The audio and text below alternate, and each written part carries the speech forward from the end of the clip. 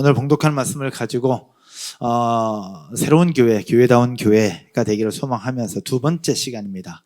다수의 의견보다 진리를 선택하는 교회. 다 같이 따라서 해볼까요? 다수의 의견보다 진리를 선택하는 교회. 이 말씀으로 함께 나누도록 하겠습니다. 지금으로부터 1700년 전 아타나시우스라고 하는 그리스의 교부가 있었습니다. 교부는 당시 종교 지도자였는데요. 아타나시우스는 어떤 사람이었느냐? 알렉산드리아 출신의 그리스 교부로서 삼위일체, 성경에 이야기하는 삼위일체 교리를 지키기 위해서 이단들과 맞서 싸웠던 사람입니다. 이 아타나시우스가 뭐라고 얘기를 했느냐? 이렇게 얘기를 합니다. 온 세상이 나를 반대한다면 나도 온 세상을 반대할 것이다. 온 세상이 나를 반대한다면 나도 온 세상을 반대할 것이다 라고 주장을 하면서 당시 아리우스라고 하는 이단과 맞서 싸우면서 성경에서 이야기하고 있는 삼위일체 교리를 지켜내기에 힘썼던 지도자 중에 지도자입니다.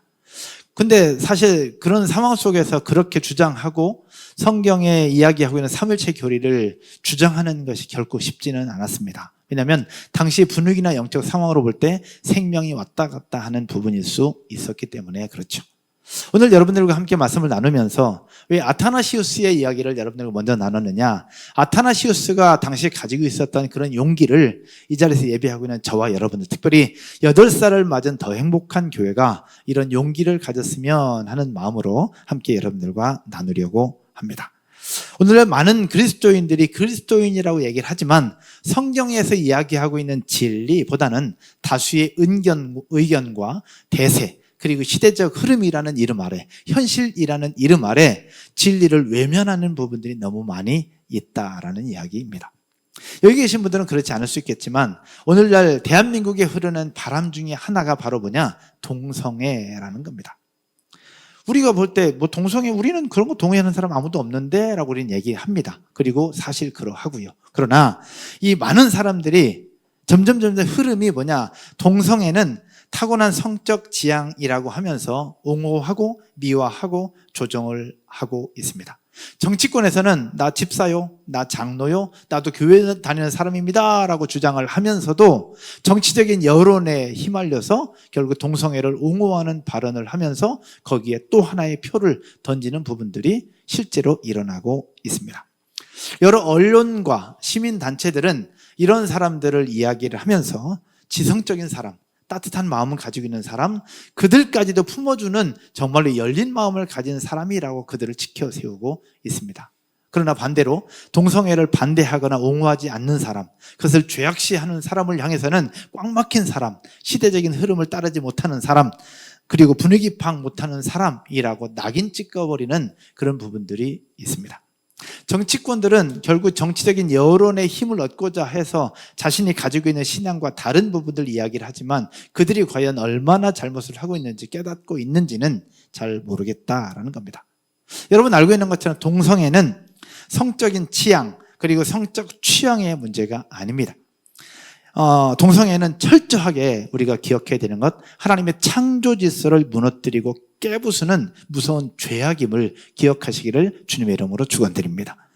사랑하는 여러분, 세상에 많은 사람들, 수많은 사람들이 우리를 시대에 뒤떨어진 사람이라고 욕하고 우리를 비난하고 조롱할지라도 동성애는 죄라고 당당하게 선포하고 이야기할 수 있는 여러분 모두가 되기를 주님의 이름으로 축원드립니다. 이미 서구 사회, 미국 사회에서는 이렇게 목사가 설교하면서 동성애는 죄라고 얘기하면 잡혀가는 분위기가 되었어요. 이제 좀 지나면 대한민국에서도 그런 날이 올 수도 있어요. 그래서 보통 얘기하지 않는 경우들이 있고요. 그러나 그럼에도 불구하고 저를 비롯한 우리 모두가 사회적인 비난이 있을지라도 아닌 건 아니라고 얘기하고 맞는 건 맞다고 얘기할 수 있는 그런 진리, 하나님이 우리에게 주신 말씀 앞에서 정말로 당당하게 맞서 싸울 수 있는 저와 여러분 모두가 되시기를 주님의 이름으로 축원드립니다. 그런데 우리는 알고는 있는데 쉽진 않아요. 상황적으로. 또 세상이 그렇지 않거든요. 오늘 본문에 그 시작이 등장합니다. 오늘 본문에 나타나는 사람이 누구냐? 모세의 형이었던 아론이라는 사람입니다. 이 아론의 이야기를 한번 여러분들과 나누면서 다수의 의견이 아니라 진리를 선택할 수 있는 우리가 되고 교회가 되었으면 하는 마음으로 함께 말씀을 나눌 때에 오늘 본문의 전체적인 배경을 살펴보면 이러합니다. 이스라엘 백성들이 애굽 땅으로 간 지 430년이 지나요. 430년이라는 시간 동안 그들은 애굽 땅에서 종살이를 합니다. 고통이 있었죠. 종살이를 하는 것이 고통이잖아요. 그들의 고통을 보고 하나님께서 모세라는 지도자를 세우면서 그들을 애굽 땅에서 구원해 냅니다. 근데 애굽 땅에서 빠져나오는 그 순간부터 그들은 은혜 가운데 있었어요. 왜냐? 10가지 재앙을 그들은 맞닥뜨리게 됐는데 피개, 이파, 악독음의 흑장이라고 하는 10가지 재앙입니다. 피, 개, 이파, 악독, 우매, 흑장. 마지막 장이 장자가 죽는 재앙입니다. 결국 이스라엘 백성들은 장자가 죽는 재앙으로부터 보호를 받아요. 그리고 애굽에서 나오죠. 그래서 출애굽입니다. 결국 애굽에서 나오는 그 순간에도 그들은 은혜를 입었고 애굽에서 나와서 제일 먼저 경험했던 것이 홍해가 갈라지는 하나님의 기적이었습니다. 그리고 매일매일 주시는 만나를 먹고 뜨거운 뙤약볕을 막을 수 있는 구름 기둥을 맞이하고 또 광야에서의 추운 밤을 지새울 수 있는 불 기둥을 맞이하면서 그들은 은혜 가운데 하루하루를 지내고 있었던 겁니다. 너무너무 감사하죠. 우리가 만약에 지금 이 시대에도 그런 것들이 눈에 보인다면 우리는 너무너무 감사할 것 같아요. 근데 눈에 잘 안 보이니까 잘 기억 못하고 생각하지 못할 때가 많죠. 근데 당시에는 이스라엘 백성들은 눈에 직접적으로 보였어요. 구름 기둥이 눈에 딱 보이는데요. 불기둥이 딱 보이는데 아침에 일어나 보면 만나가 떨어져 있는데 그거 보고 하나님의 은혜를 망각할 사람이 과연 누가 있겠습니까? 근데 당시 그들의 백성들 속에 그것이 계속되고 있는 중에 문제가 하나 생깁니다. 하나님께서 이스라엘 백성들을 정말로 바르게 다스릴 수 있도록 하기 위해서 모세를 통해서 율법을 주시려고 합니다. 그래서 모세를 시내산으로 불러요. 모세는 하나님의 부르심을 받고 시내산으로 올라갑니다. 근데 문제는 여기서 발생하죠. 왜? 시내산으로 올라간 지 하루, 이틀, 일주일, 2주일이 지났는데도 모세가 내려오지 않았거든요. 이스라엘 백성들은 모세라는 지도자를 보고 애굽 땅을 나와 광야를 지나고 있는데 그 지도자 모세가 사라져버리고 안 보이는 겁니다. 산에 올라간 지 열흘, 20날, 30일이 지났는데도 내려오지 않아요. 죽었는지 살았는지 알 수 없어요. 이스라엘 백성들 속에는 두려움과 불안이 몰려오기 시작합니다. 이제 광야를 지나 가나안 땅까지 간다고 하는데 도대체 언제 도착할지, 어떻게 가야 될지, 무엇으로 가야 될지 그들은 불확실한 미래에 대한 두려움과 공포가 몰려오기 시작합니다. 결국 그 공포와 두려움 앞에 백성들은 모세의 형 아론에게 지시를 해요. 도대체 당신 뭐하고 있는 것이냐? 당신 뭐하고 있는 거냐? 당신도 지도자 아니냐? 모세의 형이라는 사람 아닌데 지금 뭐하고 있는 거냐? 우리를 인도할 신을 만들어 내라 라고 아론에게 이야기를 합니다. 아론이 그 백성들의 요청을 들으면서 어떻게 했을까?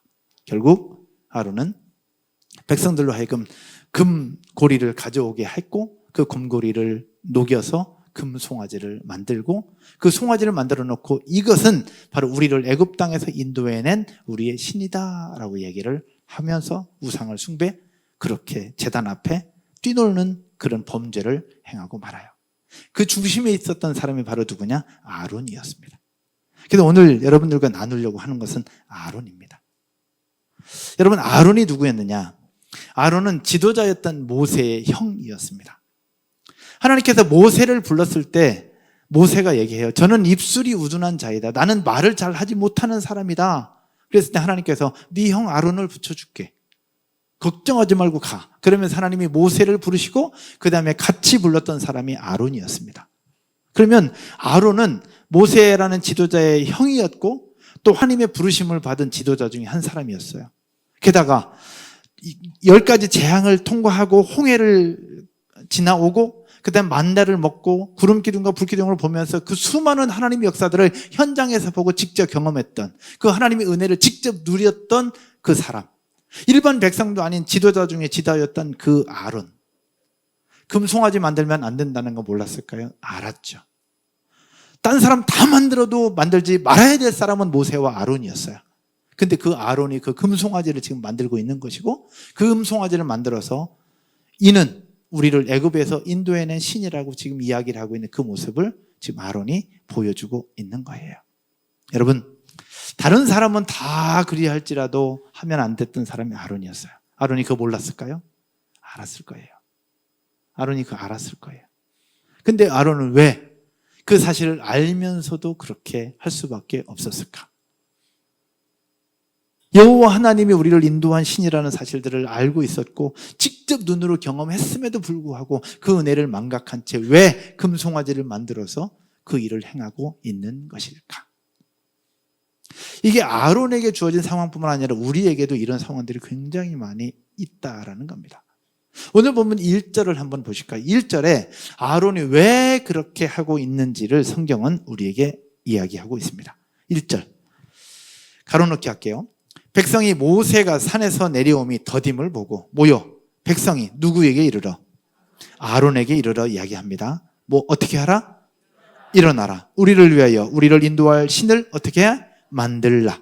이 모세 곧 우리를 애굽 땅에서 인도하여 낸 사람은 어찌리였는지 알지 못하며 죽었는지 살았는지 우리가 알지 못하니 당신이 일어나서 우리를 위해서 우리를 인도할 신을 만들라라고 얘기를 합니다. 여기서 동사가 두 개가 나오는데 하나는 일어나라 또 하나는 만들라입니다. 일어나라 만들라. 이 동사는 명령형으로 되어 있어요. 즉 지도자는 아론이었는데 백성들이 그 지도자를 향해서 명령하고 있었다는 얘기입니다. 이게 말이 될까? 근데 이것은 상황적으로 짐작을 해보면 이러합니다. 집단으로 몰려든 백성들 다수의 힘으로 아론에게 요청했고 아론은 생명의 위협을 느끼면서 결국 할 수밖에 없었던 상황이었다는 것을 우리에게 보여주고 있는데요.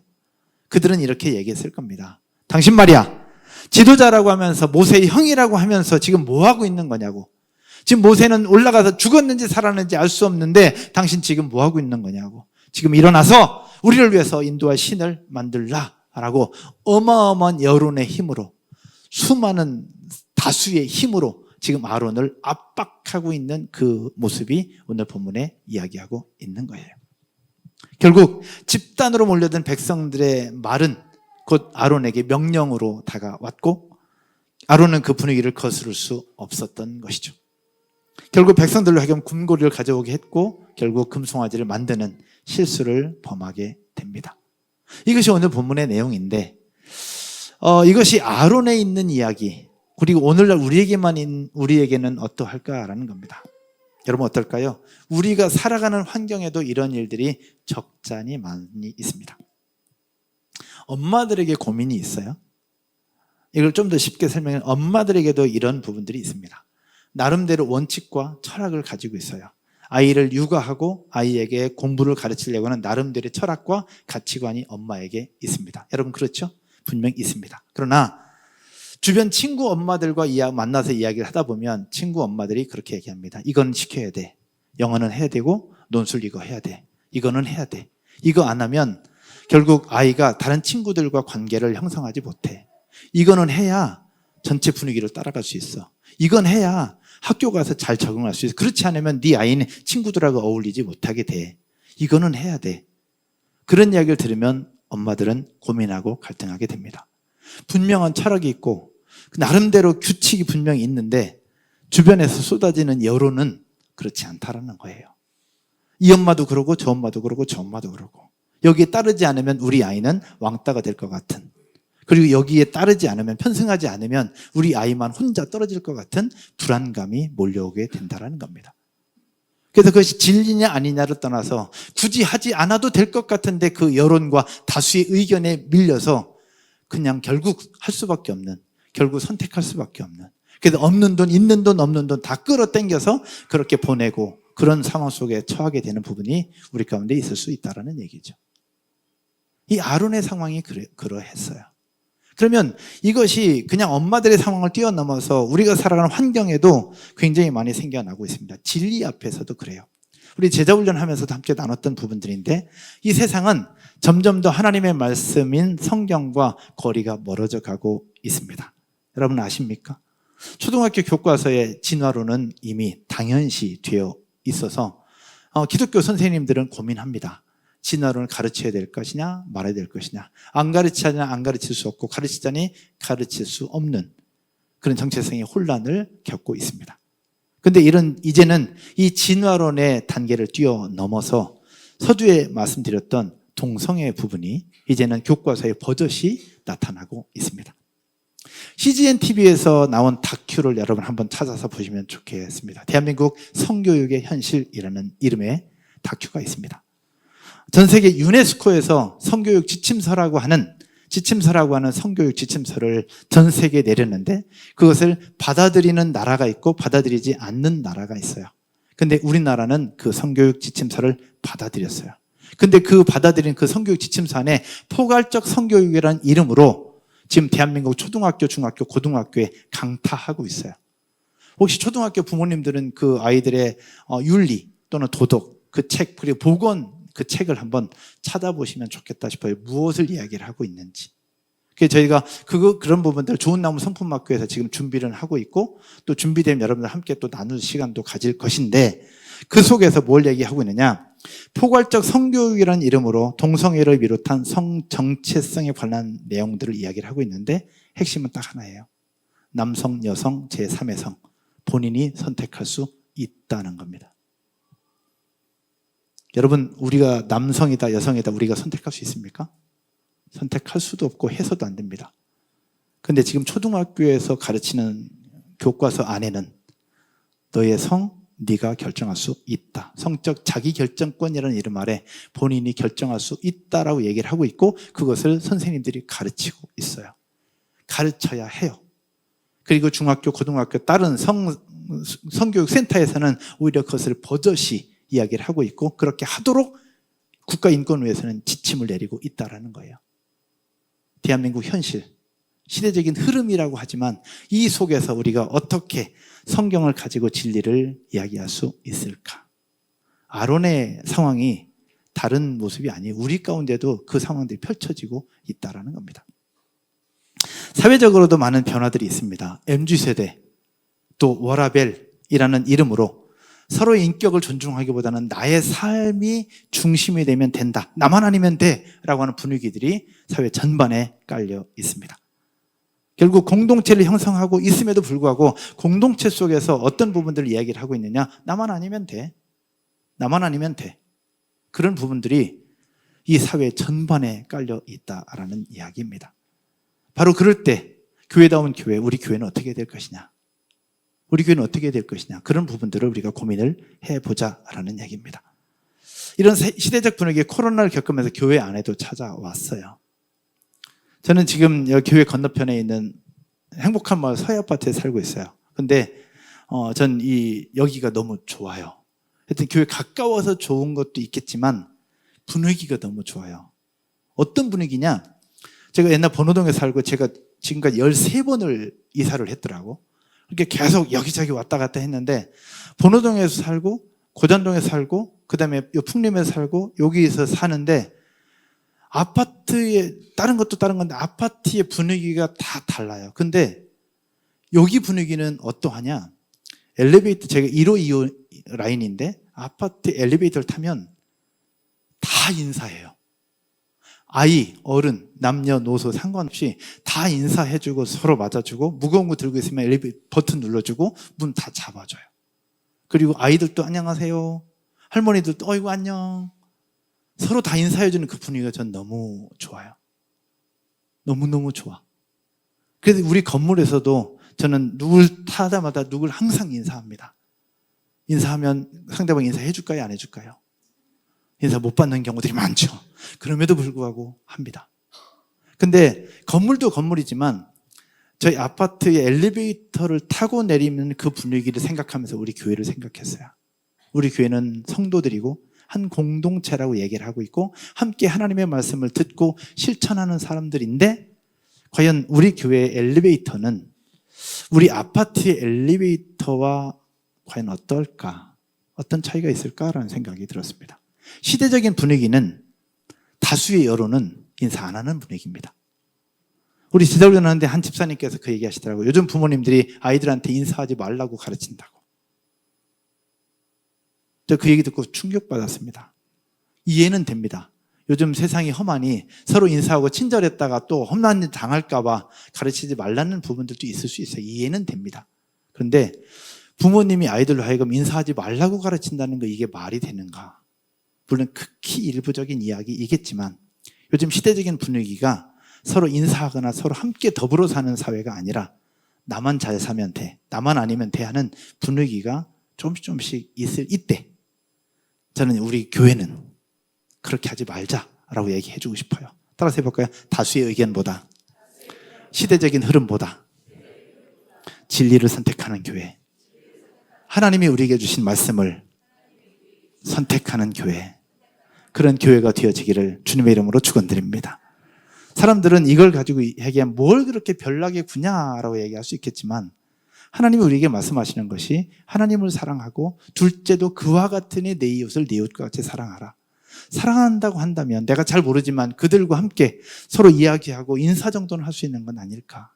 그래서 두 번째 캠페인이 인사하기입니다. 여러분 새가족으로 왔을 때 우리 새가족으로 앉아있는 우리 현희 형제님, 지혜자매 오셨을 때 엘리베이터 오면서 혹시 성도들한테 인사 받으셨어요? 받으셨어요? 받았다고 얘기해 주셔서 감사합니다. 여러분 새가족으로 왔는데 아무도 인사해 주는 사람도 없고 반겨주는 사람도 없고 그냥 왔는지 안 했는지 멀뚱멀뚱하다면 여러분 그런 교회 가고 싶어요? 전 안 갈 것 같아요. 전 안 가고 싶습니다. 그런 교회는. 근데 여러분 엘리베이터 타면서 서로 인사하십니까? 우리 교회는 많이 해요. 그래서 지난번에 오셨던 분도 자기가 6층인지 4층인지 몰랐는데 한 분이 4층으로 가라고 안내해 주셔서 왔다고 어르신 한 분이 오셨더라고. 전 그 얘기 들으면서 너무 감동되고 너무 고맙더라고. 역시 더 행복한 교인들 저력이 있구나. 할렐루야. 여러분 서로 인사하는 건 어렵지 않아요. 우리 어른들부터 아이들이 보고 배워갈 것이고 그렇게 공동체가 세워진다는 것 전 생각해 봅니다. 그래서 시대적인 분위기는 서로 인사 안 하는 분위기, 서로 나몰라라는 분위기지만 우리는 하나님이 우리에게 주신 진리인 말씀을 따라 서로 인사부터 시작하고 서로 진리를 선택할 수 있는 저와 여러분 모두가 되시기를 주님의 이름으로 축복합니다. 이제 나중에 산에서 내려온 모세가 아론을 추궁합니다. 왜 이렇게 했냐고. 아론아, 형이지. 아론아라고 얘기 안 했겠네. 근데 외국인이니까 아론아 했겠네. 왜 이렇게 했냐고 추궁합니다. 그때 아론이 뭐라고 얘기하느냐? 21절과 22절입니다. 한번 볼까요? 모세가 아론에게 이르되 이 백성이 당신에게 어떻게 하였기에 당신이 그들을 큰 죄에 빠지게 하였느냐? 그랬을 때 22절에 아론이 이르되 내 주여 노하지 마소서. 같이 읽을까요? 이 백성의 악함을 당신이 아나이다. 왜 이렇게 했냐고 추궁하니까 아론이 뭐라고 했느냐? 아론에게 내 주여 노하지 마소서. 이 백성이 악함을 당신이 아나이다. 무슨 얘기냐? 백성이 얼마나 나쁜 사람들인지 모세 당신도 알지 않냐? 이 백성들 때문에 내가 어쩔 수 없이 그렇게 했다. 여론의 힘으로 몰고 와서 내가 어쩔 수 없이 그렇게 할 수밖에 없었다. 그렇게 이야기를 하면서 결국 그 책임을 누구한테 돌리느냐? 백성들한테 돌리고 있어요. 누구의 모습과 같아요? 사울왕의 모습과 같습니다. 순종이 제사보다 낫다고 결국 그 본인의 월권에서 제사를 드리고 나서 사무엘이 책망을 해요. 그랬을 때 사울왕이 뭐라고 했느냐? 나는 안 하려고 그랬는데 백성들이 얘기해가지고 백성들 때문에 그렇게 했다고 백성들한테 모든 책임을 전가하죠. 사울왕의 모습입니다. 그 뒤로 사울왕은 끝나죠. 오늘 아론의 모습 속에 그 모습이 똑같이 이야기를 하고 있는 거예요. 물론 상황적으로 보면 어쩔 수 없었던 거 우리도 이해가 돼요. 근데 그것을 추궁하니 아론은 백성들 때문에 그랬다. 백성들이 악하기 때문에 그랬다라고 백성들에게 책임을 떠넘기는 아론의 모습을 보여주고 있어요. 그 결과 어떤 일이 벌어지느냐? 25절과 28절입니다. 한번 여러분 읽을까요? 같이 읽겠습니다. 모세가 본즉 백성이 방자하니 이는 아론이 그들을 방자하게 하여 원수에게 조롱거리가 되게 하였습니다. 분명히 백성들이 했지만 성경은 누가 그랬다고 얘기해요? 아론이 그랬다고 얘기합니다. 이게 지도자의 중압감입니다. 이게 지도자의 무게예요. 영적 리더가 갖는 무게입니다. 셀 리더들이 갖는 무게, MG 리더가 갖는 무게, 목사가 갖는 무게가 그래요. 어쩔 수 없는 상황에 피할 수 없었지만 성경은 아론이 그들을 방자하게 했다라고 분명하게 얘기를 하고 있는 거예요. 그래서 여러분의 셀 리더들을 위해서 기도해 주셔야 되고 MG 리더를 위해서 기도해 주셔야 돼요. 목회자를 위해서 기도해 주셔야 되는 것이 이것 때문에 그러해요. 그 결과 28절입니다. 같이 읽을까요? 레위 자손이 모세의 말대로 행하며 이날에 백성 중에 3,000명가량이 죽임을 당하니라. 결국 3,000명이 죽습니다. 결국 아론 한 사람이 진리가 아닌 다수의 의견을 선택하는 실수를 범함으로 말미암아 3,000 수천 명이 죽임을 당하는 어마어마한 희생을 맞이하게 됩니다. 여러분, 다수의 의견보다 진리를 선택해야 하는 이유가 여기에 있습니다. 아론의 실패가 여기 있죠. 그런데 이런 아론과 달리 모세는 어떻게 했느냐? 모세가 이렇게 고백합니다. 31절과 32절 여러분이 한번 읽을까요? 31절과 32절입니다. 모세가 여호와께로 다시 나아가 여짜오되 슬프도소이다. 이 백성이 자기들을 위하여 금신을 만들어 싸우니 큰 죄를 범하였나이다. 결국 모세는 그 죄악을 가지고 하나님 앞에 나아갑니다. 큰 죄를 범하였다. 그러면서 32절에 이렇게 고백합니다. 다 같이 읽을게요. 그러나 이제 그들의 죄를 사하시옵소서. 그렇지 아니하시오면 원하건대 주께서 기록하신 책에서 내 이름을 지워버려 주옵소서. 아론은 그 본인이 실수하고 하지 않아야 될 그 일들을 했을 그때 왜 그렇게 했느냐고 물었을 때 아론은 백성들에게 모든 책임을 다 전가합니다. 백성들이 악하기 때문에 내가 어쩔 수 없었다라고 얘기를 해요. 그러나 모세는 그 모든 상황을 가지고 어떻게 하느냐? 백성이 범죄하였나이다. 그러면서 마지막 32절에 얘기합니다.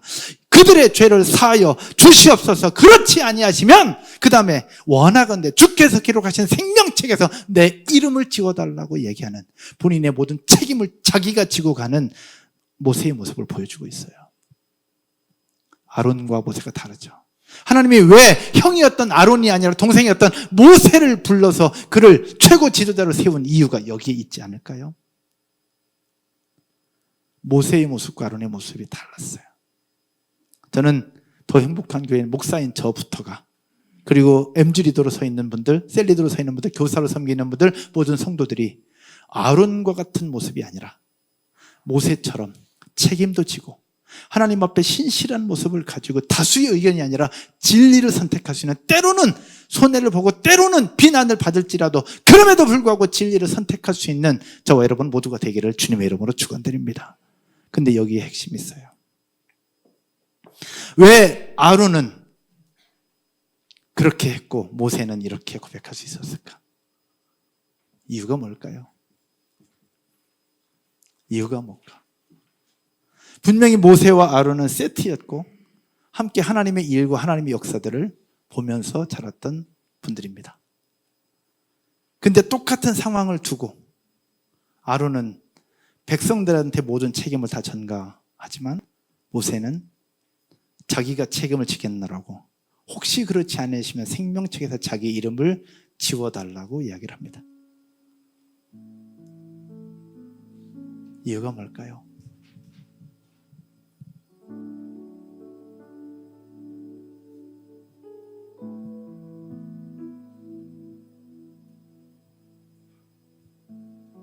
지난주 진짜 행복은 어디서 온다고 얘기했죠?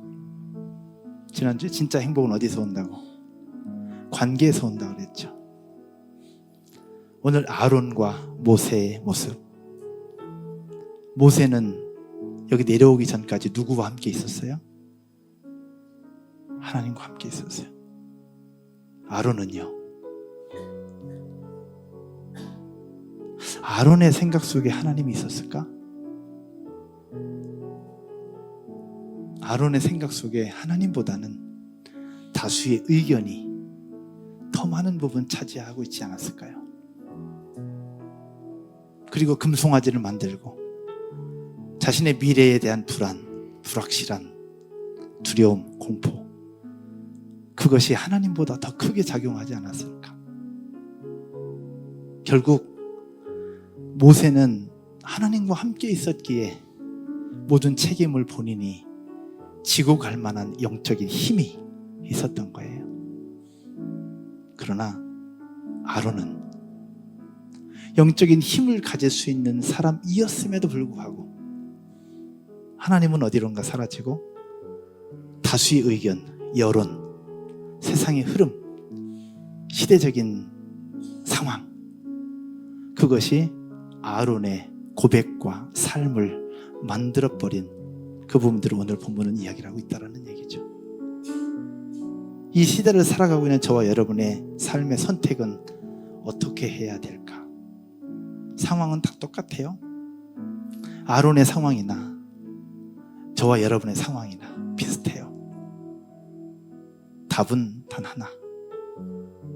따라서 한번 해볼까요? 하나님과의 관계를 어떻게 할 것이냐. 여기서부터 시작되고 여기서부터 출발한다는 것 기억하시기를 주님의 이름으로 축복합니다. 자리에서 한번 일어나셔서 우리 찬양 하나 드리면서 예배를 마무리하도록 하겠습니다.